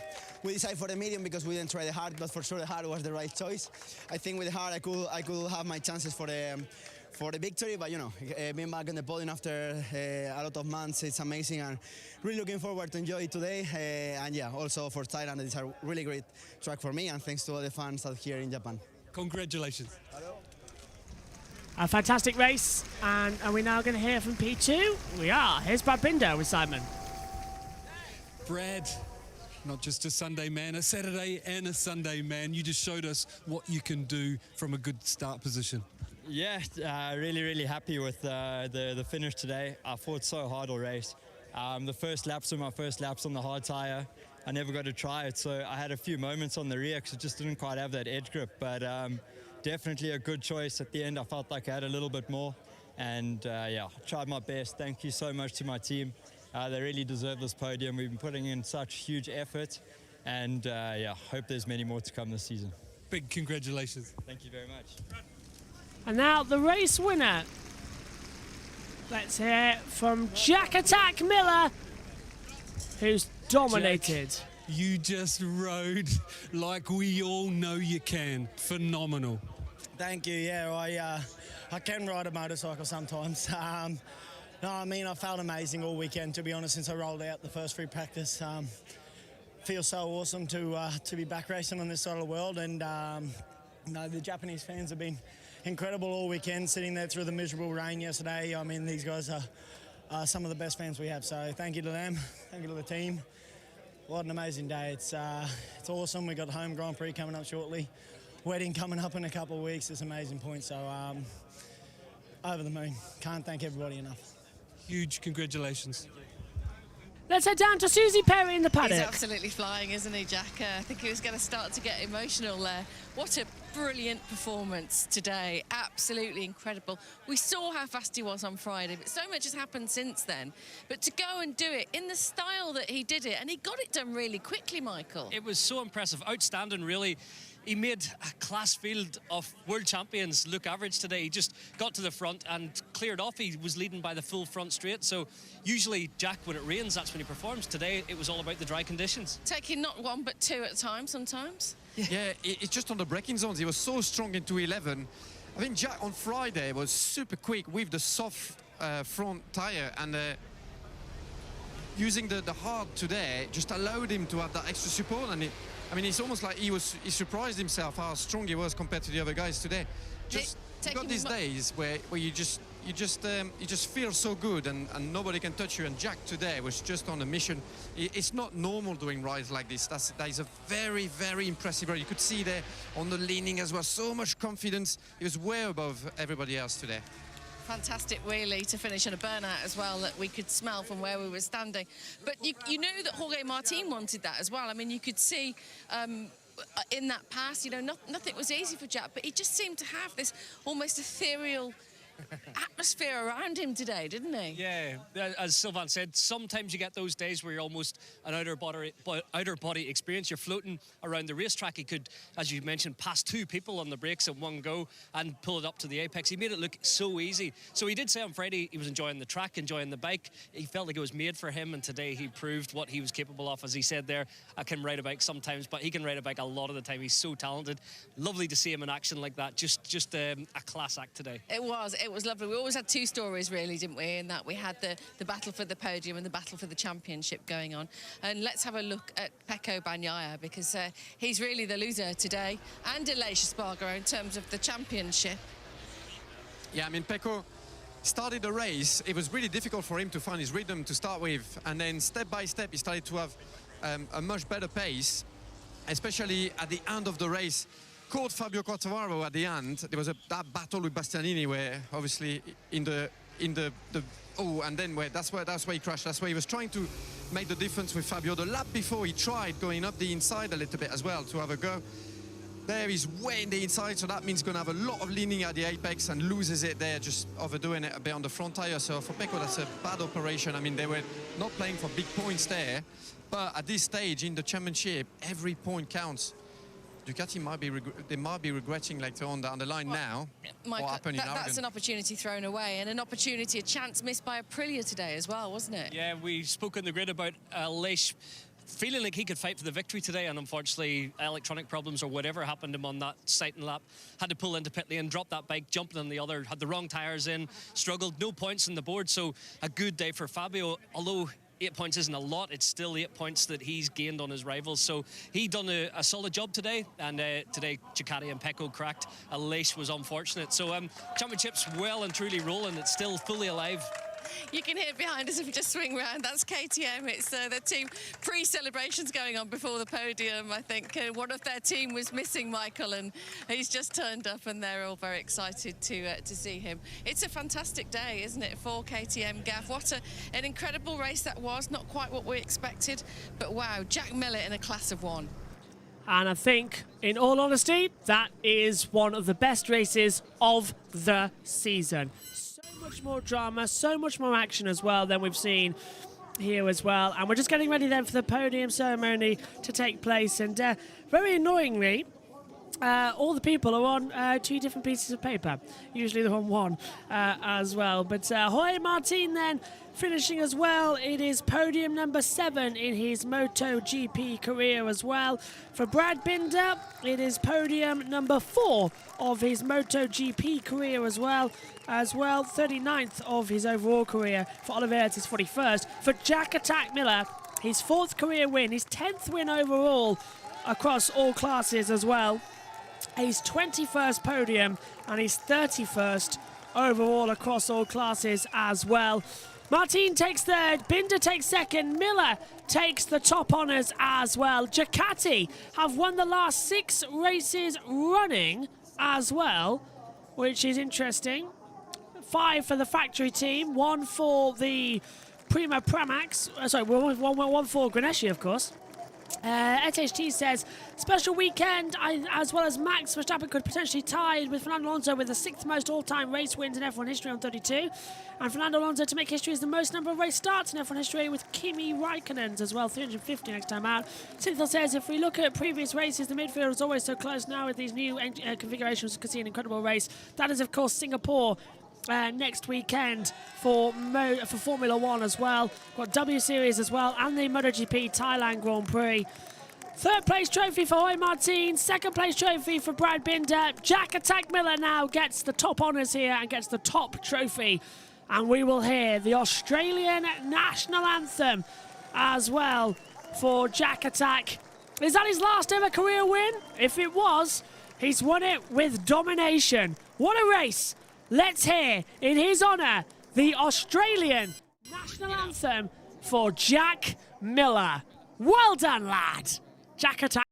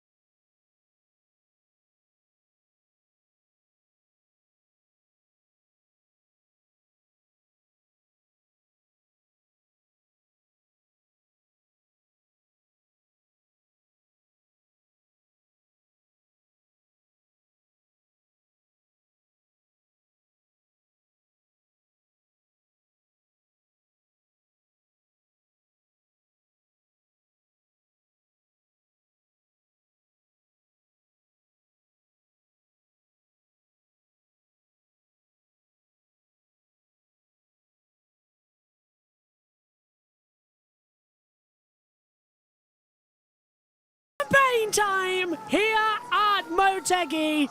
What a fantastic Grand Prix here in Japan. That's 2 down, 1 to go in the triple header. Next weekend, we are back in Thailand. We'll be on here from 8:15 British Summer Time as well. The race starts at 9, and then straight after as well, next weekend, we'll have the W Series. But to give you information about what's coming up today, the British Touring Car starts 11:30 for the first race of the day, British Summer Time. 2:15 for race number 2, and then 5 o'clock today for the action. It's Jack Miller who is victorious out here today, and quite rightly so as well. Let's take a look then as well at some of your comments as well. Hopefully you've all enjoyed it as well. We got 3 British Touring car races to come up as well, though. Sorry, those Pringles are coming back on me as well.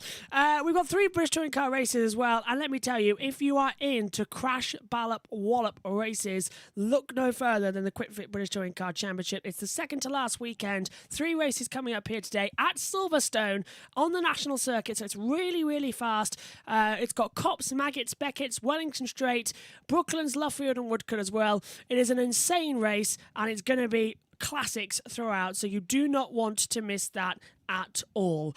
Right then, shall we hurry it through and take a listen as to what happened then, and take a look at as well at the overall results here from the Grand Prix of Japan. It is Jack Miller who takes victory from Brad Binder second. Jorge Martin finishes in 3rd position. Marc Marquez on his return finishes 4th as well. This time he actually finishes a race, and fair dues, his arm did hold in.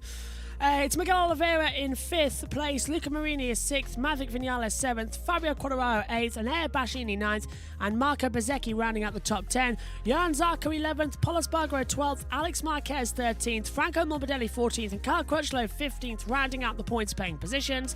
Aleix Espargaro just outside the points in 16th as well, after coming in after having a gearbox problem on bike number 1, had to swap to bike 2, and unfortunately did climb back up, but didn't have too many points-paying positions. Further down, Fabio Fabio Di Giannantonio 17th, Raul Fernandez 18th, Remy Gardner 19th, and Takaki Nakagami in 20th. Retiring on the last lap for Pepo Bagnaia. Alex Rins retired in the pit lane, the same as Darren Binder. Takuki Tsunoda crashed out as well with a fire problem on the bike as well. That kept him out, and Nakashima crashed out at turn 1 on the HRC team, but on the factory Honda. Let's take a look there now at the World Riders standings coming into this, leaving Japan, going into Thailand. Fabio Quartararo, 219 points. Pepo Bagnaia, 201. There's an 18-point gap now between them in the championship. Aleix Espargaro has 25 points back, and Ea Bastianini in the 4th place is the last runner who could possibly do it. So the cutoff is now here. From them down, they can win the title. Jack Miller, 5th with victory here today. He moves on to 159 points. He's now 11 clear of Brad Binder, who's 10 clear of Johan Zarco. He's 18 clear of Jorge Martin. Then the battle between Maverick Vinales and Alex Rins sort of got dealt with here today, with Rins retiring. Oliveira's closing in again, followed by Luca Marino, Marco Bezzecchi, Johan Mir. Look at that, Marc Marquez jumps back up now as well, from 60 points to 73, but stays 15th. Paul Espargaro's now his teammate just behind him, a point clear of Nakagami. Alex Marquez closing in, so is Franco Morbidelli as well. And then we get Di Giannantonio, Dovizioso, Binder, Gardner, Fernandez, Crutchlow, and Bradl as well. Well, not a bad result out here at the moment as well, and hopefully everybody has enjoyed it. My thanks to Megan Burch for joining me in the commentary box, and my thanks to all of you for watching today's race. Seriously, 11,160 viewers have watched today's coverage. It means an awful lot to both me and Megan, because we've got up so early to cover this race, and we've given our all, and it's very much appreciative that everybody here has enjoyed it so much. So thank you to each and every one of you. We'll be back later on today, 4 hours time. You can join us for the QuickFit British Touring Car Championship coming up from Silverstone. Please do join us for that. If you're into racing, that is literally just all-out chaos. You're going to love the touring cars. So make sure to do that. Like the video, don't forget to subscribe as well, and set the notification bell, because we don't only cover MotoGP, but we've got MotoGP, Formula 1, Formula 2, Formula 3, W Series, British Touring Cars, IndyCar, Le Mans, everything you could ask for as well. And next year as well, we've got some special races coming up. But next up, it's the British Touring Car Championship, but MotoGP returns in 7 days' time when we go racing once again at Buriram in Thailand. Jack Miller leaves here as the King of Japan. Who will be the champion? Only 4 races left to find out. We'll see you in 7 days' time. Bye to you all.